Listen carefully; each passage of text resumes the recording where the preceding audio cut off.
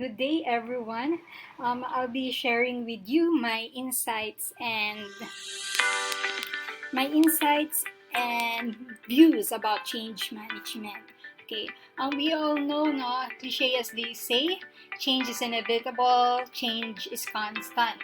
All right, wherein the days turns into nights, waters turns into ice, no, and sometimes we're having dry season and it change, no, through rainy season, um, fall, seasons change, no, and from tyranny, from slavery, we're now at democracy.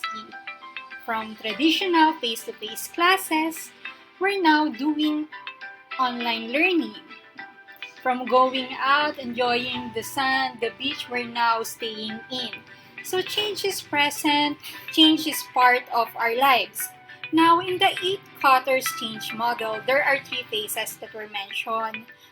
These phases are said to be important and needed to establish, not to implement in order for a change to be successful.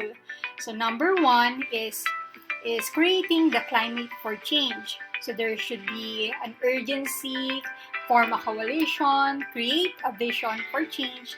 And the next one is to engage and enable the organization. How do we now enable the people involved to fulfill the vision, no? To fulfill the change? Next phase is to implement and sustain change. Okay, so normally, this change model is usually used in a specific industry or in a corporate setting. Actually, Qatar derived this. Qatar derived this 3 phases or the 8-step change model from observing, interviewing specific industries. And tonight, let's try applying these 3 phases. No, let's try applying this 8-step model for 2 different contexts. So first is through educational context, and the second one for one's own experience. Okay, so let's try it first with education. No? In education context, in educational setting, because I believe everyone can relate to this because we are all educationalists here in this class. So remember last year, October 5, 2020, the Department of Education opens the school year 2020 to 2021. So that said, it signifies the formal start of the Philippines transition to distance learning. No, the Philippines educational industry is now transforming from face-to-face classes to modular, especially in public schools. No, they're into modular, TV or radio-based instruction, or the combination of the said modalities. Last year, just to share with everyone as well, I've conducted a survey to students asking them to describe what is a great teacher or a great professor for them. So there are 45 students who joined the survey. No, the survey was conducted 2 to 3 weeks after the declaration of DepEd. No, so this is the result.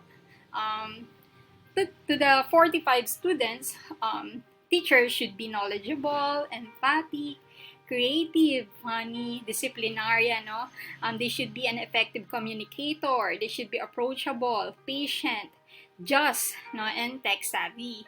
Now, given these settings, given this context, no, of transforming to distance learning, to the qualities, no, described by the students, how can we now apply the 3 phases or the 8-step model of change by Kotter?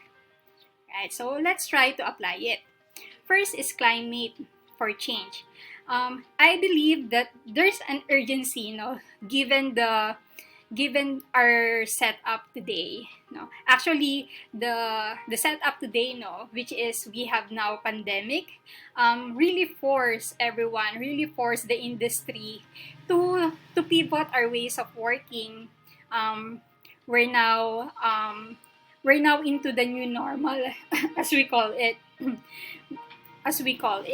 and I believe that the urgency is there already because I've seen it and I've served it already. And the vision, I suppose, no, as an educator as well, I suppose that our vision is to never stop learning, to continue providing the best education to our students. So that's our climate for change. Now, how do we now engage and enable, no, our teachers? No, our teachers. So here we can apply what we've learned, no, in our ed tech class. No, to me, in this unfamiliar situation, we can involve, no, we can incorporate the TPAC model. It shouldn't be all about technology. It shouldn't be all about pedagogy. It shouldn't be all about content knowledge. Um, in our setup today, the three must be present. No, there should be a combination of all of everything. No, for us to conduct efficiently, for us to provide the best education to our students. Now let's ask ourselves, no, as administrator or as future administrator of an institution, do we have the enough capacity of doing so? Do we have, are our teachers capable in doing such? No, and with that is, as leaders, it is our role to enable our teachers in doing so by providing training, by equipping them the right tools. Okay. Third one is implement and sustain. To me, it is the hardest part of the phases. No, how can we now sustain the change needed, no, in the transformation?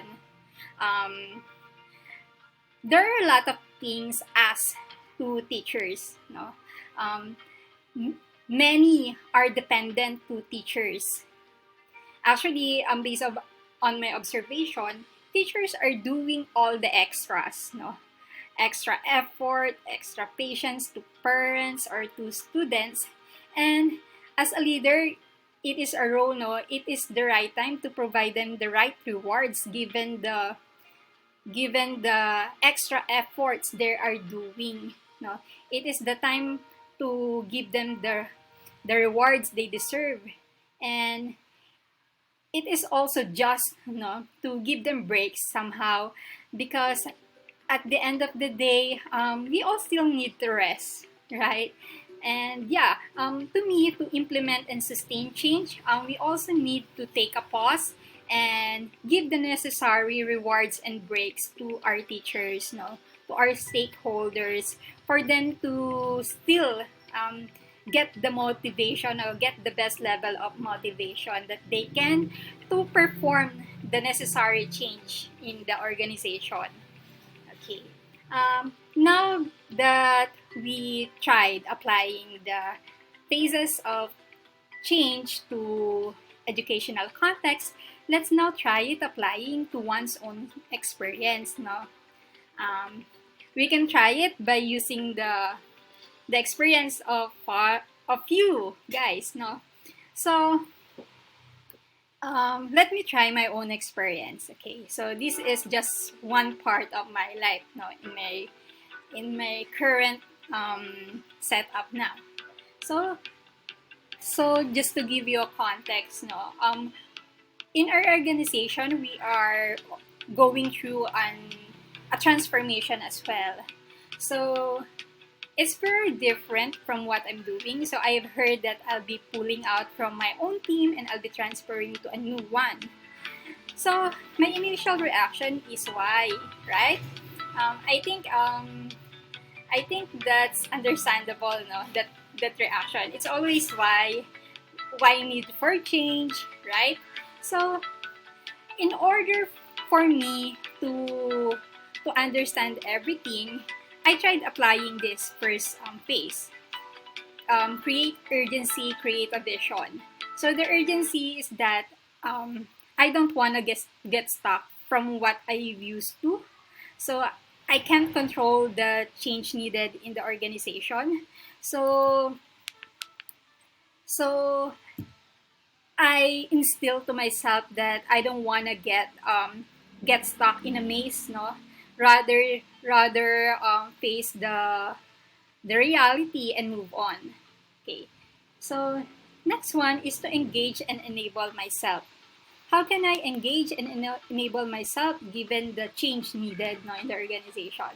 So I try to redirect my feelings or my emotions towards my initial reaction. So I just focus, no, I adjust the lens that that that I need to to pursue my dreams, no. What's my purpose? No, I go back to my purpose, to my why in life, no, to my dreams. So that's how I engage myself, and I also tried learning new things as well, learning new skills, no, to elevate my own skills and professional life as well. Now, how do I now implement and sustain it? So in implementing and sustaining one's own experience for change, no, I think there's only one way to do such. No, it is to give everything to the Lord and lift up everything to Him, because lifting all our burdens, lifting all our doubts, um, nothing can go wrong. So to me, in implementing and sustaining one's own experience, there's no other way around but to trust the Lord. So, and that leads me to my poem. Okay, change we can manage, set the climate and engage. It's hard, it really is, but this is a challenge that we need to embrace. Just like the sunflowers, be vibrant and bright, and fear not, as God will bring us the light.